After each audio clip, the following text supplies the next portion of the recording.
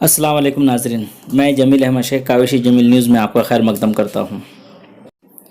औरंगाबाद में corona virus के पीछे पीछे स्वाइन फ्लू की दस्तक। दुनिया के तमाम ममालिक के साथ हिंदुस्तान में भी कोरोना वायरस ने अपनी जड़ें फैलाना शुरू कर दिया है। मालूमात के मुताबिक अब तक हिंदुस्तान में 519 मामले सामने आए हैं, जिसमें से सबसे ज़्यादा महाराष्ट्र में 101 कोरोना के मरीज़ पाए गए हैं।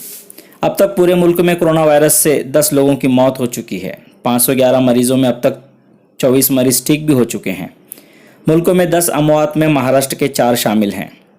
मतलब महाराष्ट्र में मरीज भी ज़्यादा हैं और अमवात भी ज़्यादा हो रही है। कोरोना वायरस की रोकथाम के लिए रियासती हुकूमत हर मुमकिन कोशिश कर रही है।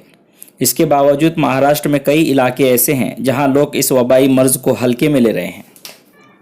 आपको बता दें, औरंगाबाद में हाल ही में एक खातून प्रोफेसर कोरोना वायरस की जद में आ गई थी। जैसे ये खबर आम हुई, औरंगाबाद शहर की इंतज़ामिया हरकत में आ गई। फ़ौरन उस खातून प्रोफेसर से ताल्लुक़ में आने वाले तमाम लोगों को निगरानी में लिया गया। खातून प्रोफेसर की गुज़िश्ता रोज़ ही अस्पताल से छुट्टी कर दी गई, क्योंकि अब उनकी रिपोर्ट निगेटिव आई है। लेकिन डॉक्टर्स के मुताबिक जिन लोगों को निगरानी में जाँच के लिए लिया गया था, उसमें नए इंकशाफ सामने आए हैं। आपको बता दें कि उन मरीज़ों में से तकरीबन 2 मरीज़ों को स्वाइन फ्लू की अलामतें ज़ाहिर हुई है। औरंगाबाद शहर के घाटी अस्पताल में मेडिसिन इमारत में आइसोलेशन वार्ड में कोरोना वायरस के जिन 4 मुश्तबा मरीज़ों का इलाज जारी था, उनमें से एक मरीज़ की रिपोर्ट में स्वाइन फ्लू पॉजिटिव पाया गया। इससे ये जाहिर होता है कि अब कोरोना वायरस के साथ स्वाइन फ्लू ने भी औरंगाबाद शहर में दस्तक दे दी है। आइए जानते हैं क्या है स्वाइन फ्लू। स्वाइन फ्लू असल में वायरस इन्फेक्शन है जो एक बद जानवर पिग में पाया जाता है, जो अब इंसान में दाखिल हो चुका है। इस मर्ज़ की शुरुआत हिंदुस्तान में 2009 में हुई थी।